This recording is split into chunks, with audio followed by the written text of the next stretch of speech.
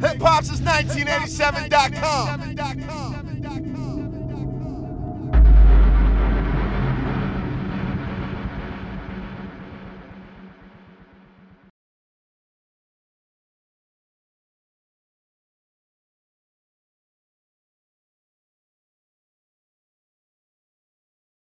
Hip Hop since 1987, El Dorado. We're live in Atlanta right now at Days Arts, and I'm with a diva in the game who's been doing her thing for some time in the R&B world, and she's about to move into some new endeavors in life. She goes by the name of Chrisette Michele. How you doing today? I'm wonderful, thank you. No, thank you for being here. I understand you're a very busy woman. You got a new project coming out. You've also recently been engaged. Congratulations on that.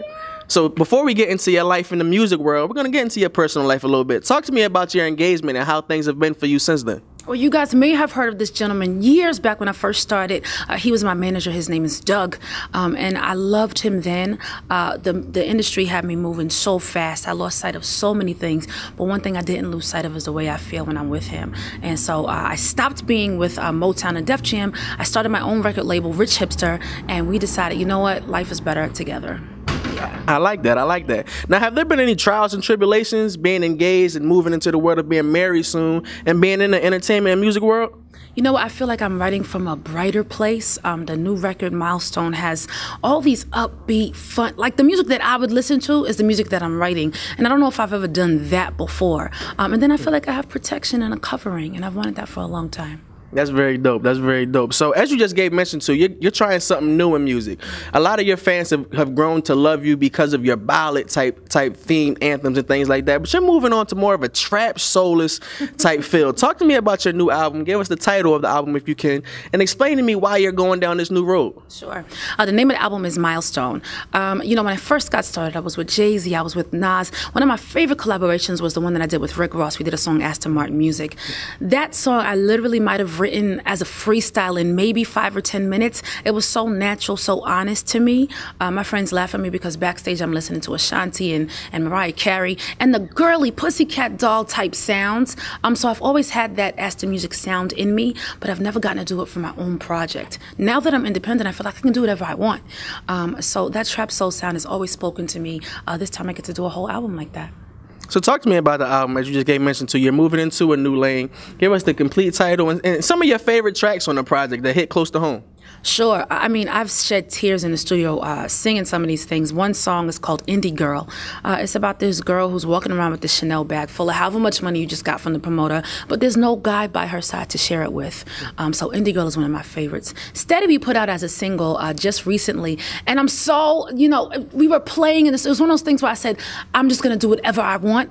The guys liked this so much that they said, you know, this is the first record out. But it's about how long I've been in the industry, how people call me underrated, and one of the lines is, they say I'm underrated, then why I got this paper. The first line is, red bottoms match the Porsche.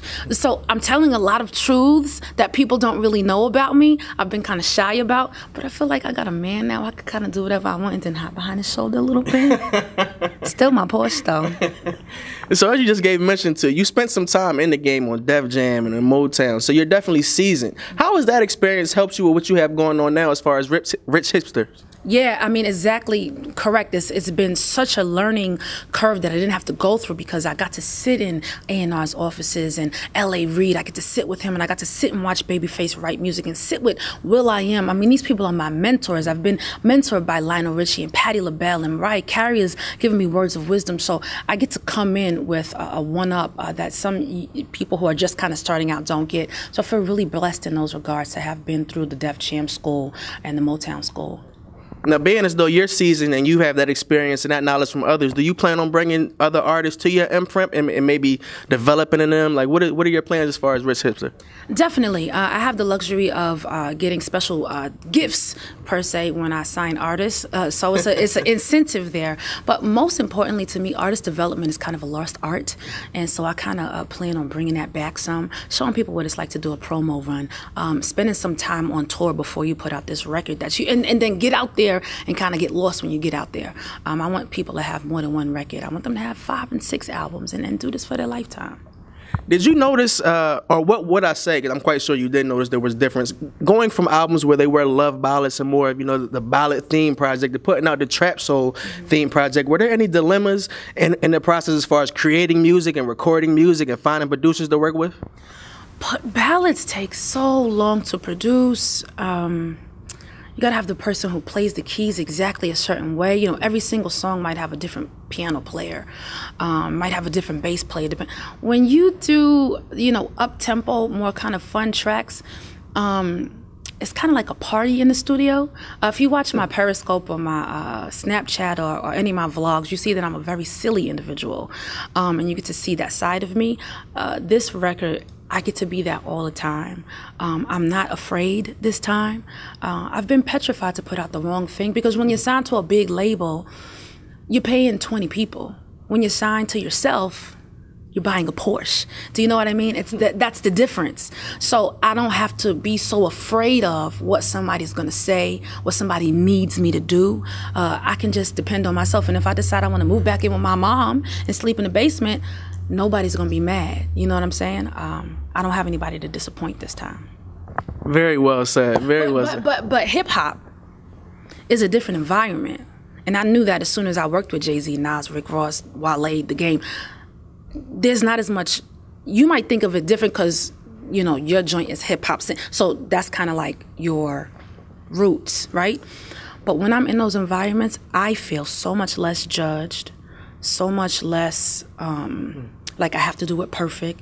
You know, when you let's keep it real, when you in the studio with a hip hop head, you know, you in the studio with Ross, you got 57 Maybachs outside, you know, the room is full of smoke, everybody's happy. So you get behind the mic and it's like, yo, that was you know, it's a different environment. When you in the studio with an R&B head, it's like, oh, you could put another riff on that. That was a little flat. Hip hop is kind of more chill. I like it a little bit. I like it a little bit better. Don't tell nobody I said that. Don't tell nobody I said that. Do you have any hidden features on this project, or anyone that you've worked with that you may not have worked with before on this project? Yeah, a few. And one person who I love so much that I'm working with is my brother. I'm really, really excited to be in the studio with my brother. His pen game is really special, and he's going to be writing with me. There's a young man by the name of Meat Sims. He did a record with Chinks before he passed, and he's really, really special. He's been on the radio already. So we have a song together called Meant to Be, so you guys will hear that also. Dope, dope. Now, I also understand you'll be giving students here at the AUCs a special treat this evening, and they'll get a sneak peek of the album. Are you looking forward to that, and what can we expect from that? I'm looking forward to it. My main concern is to write down how many heads bop per record. You know what I'm saying? Because that's how I'm going to be able to pick out, okay, this one needs to go out next, this one needs to go out next. Clark and just this environment here in the A, always keep it real. They always keep it 100. So tonight is going to be fun. I'm going to play some records that nobody's heard yet, and you guys will be hearing it first. Very dope, very dope. So we know you have a new project coming out. You had some time here in Atlanta. You had the Rich Hipster that you'll be carrying on and taking off with, along with Capitol Records. What else can we expect from Chrisette Michele as we move into 2016? I mean, I'm getting married or whatever. You know what I'm saying? So there's going to be some invites going out. What I'm very surprised about, because I wanted to do a real small wedding real quick. But what I found out was that a lot of my friends want to come to the wedding. Wale's sending me love in the mail, like when my invites coming through. Fantasia's hit me up. So it might be one of them kind of TV-worthy joints. I wasn't expecting that, but it might have to be a movie. So I'm going to be planning that. Okay, okay. Yeah. For those who want to pick up the album when it drops, let them know where they can pick it up, and also let them know where they can follow you on social media if they're not already. Sure. I mean, you can pick up the album everywhere. It'll be out in March. I'm going to be in every store. It'll be on iTunes, Amazon, all of that type of stuff. The regular. And then the social media is Facebook is Chrisette Michele, Twitter is Chrisette M, Instagram is Chrisette Michele with one L. I'm on Periscope, Chrisette Michele. I'm on Snapchat, Chrisette M. What else is there? Snapchat, Periscope, that's one. SoundCloud? SoundCloud, Chrisette Michele, where you can listen to Steady right now. And I think that's about it. Richhipster.biz. How could I forget that one? You can also check out Steady immediately following his interview on Hip Hop Since 1987. El Dorado sitting here with the lovely Miss Chrisette Michele. Once again, congratulations on your new steps in life. Congratulations on moving to the trap show. We'll be looking forward to the new project that's dropping. Stay tuned to Hip Hop Since 1987 for a lot more from El Dorado.